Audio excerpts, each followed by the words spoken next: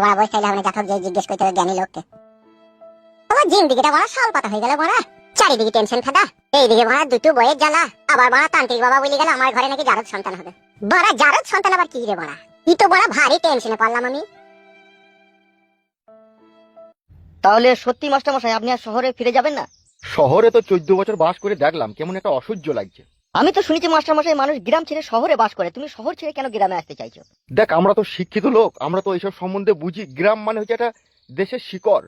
গ্রামের যে আবহাওয়া, গ্রামে যে বাস করার যে শান্তি, গ্রামে যে পশু পাখির ডাক, এইগুলো আমাকে মুগ্ধ করে। আর আমি শহরে 14 বছর বাস করে শহরের এই গাড়ির, মোটরসাইকেল, ভ্যানের হরেন শুনে শুনে আমার কান ঝালাপালা ধরে গেছে। তাই আমি একটু শান্তির জায়গায় এসে থাকতে চাইছি। তা তুই 1 বিঘে মতো জায়গা দেখ, জায়গা যাতে কাগজপাতি থাকে, সেই জায়গায় আমি বাড়ি ঘর করে আমি বসবাস করবো। আমি আর শহরে ফিরে যাব না, কি বুঝলি লালু?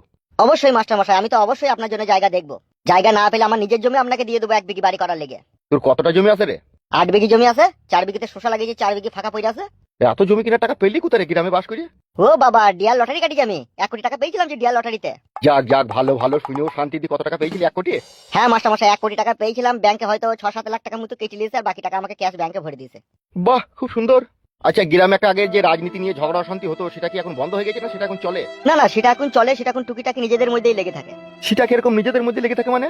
রাজনীতি মানেই তো একটা দাবাগুটি চাল।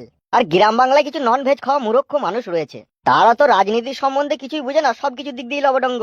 একটা তিরপল লেগে ভাই ভাই অশান্তি করে, ভাই ভাই বাড়ি করবে, একটু একটু জায়গা ছাড়া ছাড়ালি অশান্তি করে। একই পাশাপাশি দুটো জমি, হয়তো বড় ভাই একটু আল বেশি কেটে লিয়েছে, কি ছোট ভাই একটু আল ঝুড়ি লিয়েছে, এই ডোরুর মাথায় কম মেয়ে দেয়। ও চিন্তা করবেন না আপনি, পাড়া গ্রামে যেমন শান্তিও আছে তেমন অশান্তিও আছে। আপনাকে অশান্তির মাঝে থাকার দরকার নাই, তো আপনি শান্তির জায়গায় থাকবেন। কাকা আর এই মূর্খ লোকের মাঝে বাস করাও তো কঠিন ব্যাপার রে। সে মানছি কঠিন ব্যাপার, আপনি কঠিন জায়গায় থাকবেন কেন? আপনি ফাঁকা জায়গায় থাকবেন। ও কাকা, কে রে, কিছু বলবি নাকি? একটা কথা বলতাম কাকা। এও কি আমার মতো শহর ছেড়ে গ্রামে আসতে চাইছি নাকি? কে আমি কাকা? হ্যাঁ হ্যাঁ, তোকেই বলছি। না না কাকা, আমি শহরে থাকি না, আমি গ্রামেই থাকি। হ্যাঁ, গ্রামের যে শান্তি, গ্রামের যে আবহাওয়া, গ্রামে তো সবাই থাকতে চায়, কে থাকতে চায় না? কি আর বলবো কাকা, গ্রামের কথা আর বললেন না। গ্রামে থাকা থেকে শহরে বাস করাই ভালো। খেপাসুদা, তাই বললে হয় নাকি? গ্রামের যে একটা শান্তি, গ্রামের যে একটা আবহাওয়া, গ্রামের যে একটা পৈতৃত্য বাতাস, সেটা তুই শহরে পাবি? কি আর বলবো কাকা, গ্রাম বাংলার লোক যে কত বড় হারামি লোক, সে আর আপনি আর কি বুঝবেন, থাকেন তো আপনি শহরে। কাকা, এই একটা কথা জিজ্ঞেস করবো আপনাকে। তুই জিজ্ঞেস করবি বলে অনেকক্ষণ থেকে কথা বলছিস, তা বল কি জিজ্ঞেস করবি। আচ্ছা কাকা, এই জারদ সন্তান মানেটা কি গো কাকা? হোয়াট, কি বলতে চাইছিস তুই? কাকা কিছু মনে করেন না, আমি আমার নিজের জন্যই জিজ্ঞেস করছি। আমার যদি সন্তান হয় আর সেটা যদি জারদ সন্তান হয়, তাহলে সেটা কেমন হবে? সেই সন্তান জারদ মানে কি? এছাড়া ওই জন্য বলে গ্রাম বাংলার মূর্খ লোক, শালা গুঁড়ো কিছু খায় মনে হয়। জারদ সন্তান মানে বুঝিস না নাকি বে? কি কাকা? একটু আলা ভোলা প্রকৃতির ছেলে রে মনে হচ্ছে, তো মনে হচ্ছে বুঝে নাকি, বুঝি বলতে হবে রে। হ্যাঁ কাকা, একটু বলেন না। আমাকে একজন বলে গেছে যে তোর ঘরে যে সন্তান হবে সেটা জারদ সন্তান হবে। কে বললো এইসব কথা? ও যে বলেছে বলেছে, আপনি আমাকে একটু ভেঙে বুঝিয়ে বলেন যে জারদ সন্তান মানে কি? তুই সত্যি জানিস না জারদ সন্তান মানে কি? না কাকা, আমি জানি না। আমি তো বিয়ে করেছি, আমার তো জারদ সন্তান এখনো হয়নি, তো আমি কি করে জানবো? সেই জন্য আপনাদেরকে জিজ্ঞেস করছি। দেখি মনে হচ্ছে হুঁশ বুদ্ধি কম রে, একে একটু বুঝিয়ে বল রে। এইদিকে তাকাও, এই ছেলে বিয়ে শাদী করেছে তো নাকি? হ্যাঁ কাকা, বিয়ে করেছি। মেন যেটা কথা হচ্ছে, জারদ সন্তান হওয়ার মূল যে কারণটা, সেটা তোমাকে আমি একটু ভেঙে বলি, তবে তুমি বুঝতে পারবে। জি জি জি, বলেন তো কাকা। জারদ সন্তান হওয়ার অনেকগুলো রাস্তা থাকে, তার মধ্যে রাস্তা কটা আমি তোমাকে বলে দিচ্ছি, জারদ সন্তান হওয়ার কি কি মেন কারণ থাকে। হ্যাঁ কাকা, একটু বলেন না কাকা, তাহলে খুব ভালো হয়।